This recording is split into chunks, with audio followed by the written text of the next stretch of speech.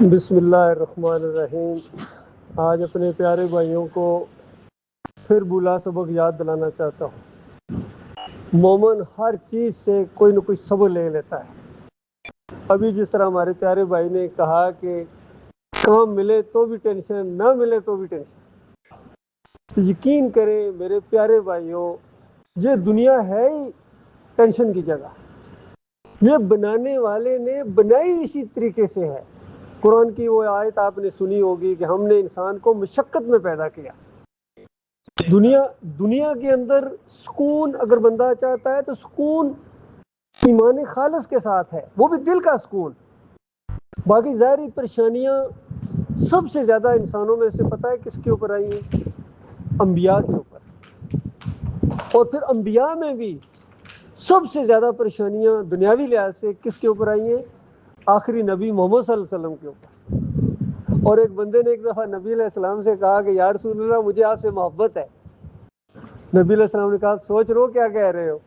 ان کا یا رسول اللہ بس مجھے آپ سے محبت ہے۔ تو پھر سوچ لو، یہ زور دینے کے لیے نبی علیہ السلام کا ایک انداز تھا تعلیم کے لیے۔ پھر سوچ لو، یعنی ایسے یعنی کہہ رہے جوش میں آ کے یا واقعی مجھ سے محبت ہے۔ اس نے قسم اٹھا کے کہا کہ اللہ کی قسم یا رسول اللہ مجھے آپ سے محبت ہے۔ تو نبی علیہ السلام نے کہا کہ پھر کمر کس لو، کیونکہ جو میرے سے محبت کرے گا نا، پریشانیاں دکھ تکلیفیں اس کی طرف اس طرح آئیں گی جس طرح پانی نہیں نیچے کی طرف جاتا، اس طرح آئیں گی۔ تو میرے بھائیوں، یہ سب کچھ دنیا کا جو معاملہ ہے نا، یہ آزمائش کی جگہ ہے۔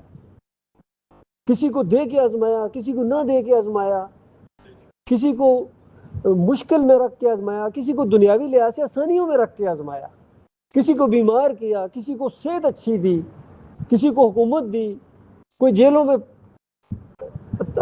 پھنسے ہوئے ہیں۔ یہ سارا ایک نظام چل رہا ہے بنانے والے کا، اور یہ عارضی چیز ہے۔ دیکھو دنیا کے لیے ہم کتنی محنتیں کرتے ہیں، مشقت کرتے ہیں، اپنے گھروں سے یہاں تک آئے ہوئے ہیں، محنتیں کرتے ہو، دعائیں مانگتے ہو اللہ تعالیٰ سے، کام مل جائے تو ظاہری بات ہے کرتے بھی ہیں، سارا معاملہ ہے دنیا کے لیے، اور کرنا چاہیے، میں اس کے خلاف نہیں ہوں۔ میں صرف یہ بات آپ کے سامنے کرنا چاہ رہا ہوں کہ جہاں ہمیشہ رہنا ہے، اس دنیا کے بعد مرنے کے بعد دوبارہ اٹھائے جاؤ گے، مرنے کے ساتھ معاملہ ختم نہیں ہو جائے گا۔ وہ جو کسی نے کہا کہ مر کے بھی چین نہ پایا تو کدھر جاؤ گے، اب تو کہتے ہو کہ مر جاؤ گے، اب تو گھبرا کے کہتے ہو کہ مر جائیں گے، مر کے بھی چین نہ آیا تو کدھر جاؤ گے؟ تو مرنے کے بعد معاملہ ختم نہیں ہوگا ان چیزوں کا، اصلی مسئلہ شروع ہو جائے گا۔ یا تو عیش کی زندگی شروع ہو جائے گی، سکون وہاں ہے صحیح معنوں میں۔ دیکھو اللہ تعالیٰ نے سکون کی جگہ آخرت بنائی ہے۔ آپ اپنے گھر کے اندر جس طرح کوئی چیز گم ہو جاتی ہے، اگر آپ کے وہ کچن میں پڑی ہوئی ہے، پورے گھر میں جتنا مرضی اس کو ڈھونڈو نہیں ملے گی جب تک وہاں کچن میں نہیں جاؤ گے جہاں وہ پڑی ہوئی ہے۔ اسی طریقے سے سکون راحت اللہ تعالیٰ نے آخرت میں رکھی ہوئی ہے۔ اور جیسا انسان جنت میں داخل ہوگا نا، پہلا اعلان پتہ ہے کیا کیا جائے گا؟ نبی علیہ السلام نے فرمایا پہلا اعلان کیا جائے گا وہاں جنت میں داخلے کے ساتھ ہی، جنتیوں اب تم ہمیشہ جنت میں رہو گے، تمہیں کوئی موت نہیں۔ جنتیوں اب ہمیشہ تم صحت مند رہو گے، تمہارے لیے کوئی بیماری نہیں۔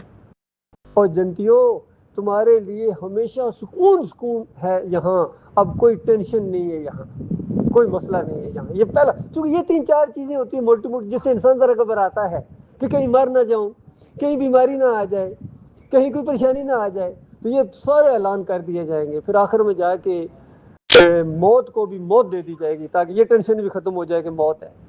میرے پیارے بھائیوں، اس زندگی کے لیے کچھ نہ کچھ محنت ضرور کرو۔ اور نبی علیہ السلام نے فرمایا ایک وقت تمہارے اوپر آنے والا ہے کہ کل قیامت کے دن دائیں بھی وہی کچھ دیکھو گے جو تمہارے اپنے اعمال ہوں گے، اور بائیں بھی وہی کچھ دیکھو گے جو تمہارے اپنے اعمال ہوں گے، اور سامنے جہنم کا لاوا ابل رہا ہوگا۔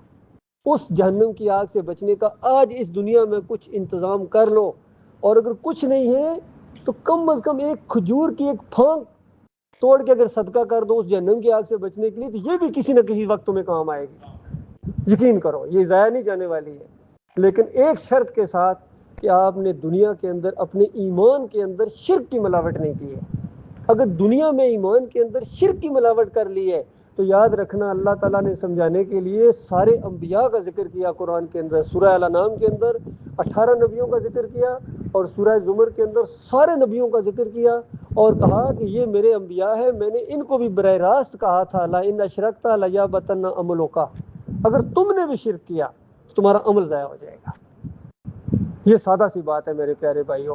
اس لیے میں کوئی لمبی چوڑی باتیں آپ سے نہیں کرتا ہوں. جب بھی کبھی آتا ہوں یہی ہے کہ دیکھو آج امت مسلمہ کے اندر جو بربادی آئی ہے وہ شرک کی وجہ سے آئی ہے. یہ نمازی بھی ہیں، تہجد گزار بھی ہیں، حاجی بھی ہیں، عمرہ بھی کرتے ہیں، زکوٰۃ بھی دیتے ہیں اپنے لحاظ سے کتنے ہیں، روزے بھی رکھتے ہیں کتنی خوشی کے ساتھ رکھتے ہیں اور پورے پورے مہینے رکھتے ہیں، لیکن اس کے ساتھ ساتھ پھر اللہ کے علاوہ دوسروں کو پکارنا، موٹی بڑی پکار، یا علی مدد، یا رسول اللہ مدد، یا غوث مدد، پھر نظر و نیاز ہے، پھر 11ویں چل رہی ہے. میری بات مکمل ہو رہی ہے، میں آپ کی بھی سنوں گا. پھر اس کے بعد اس کے سوال بعد میں، پھر اس کے بعد نظر و نیاز کا معاملہ آتا ہے، پھر واسطے وسیلے کا معاملہ آتا ہے، پھر عرس اور میلے آتے ہیں اس قوم کے اندر جو چل رہے ہیں، گمبد کے پجاری ہیں، گائے کے پجاری ہیں، جس طرح ہندو یہ گھوڑے کے پجاری ہیں، سب کچھ وہی چل رہا ہے. اس کو کہتے ہیں شرک. تمام انبیاء نے توحید کی دعوت دی ہے میرے پیارے بھائی، تمام انبیاء نے.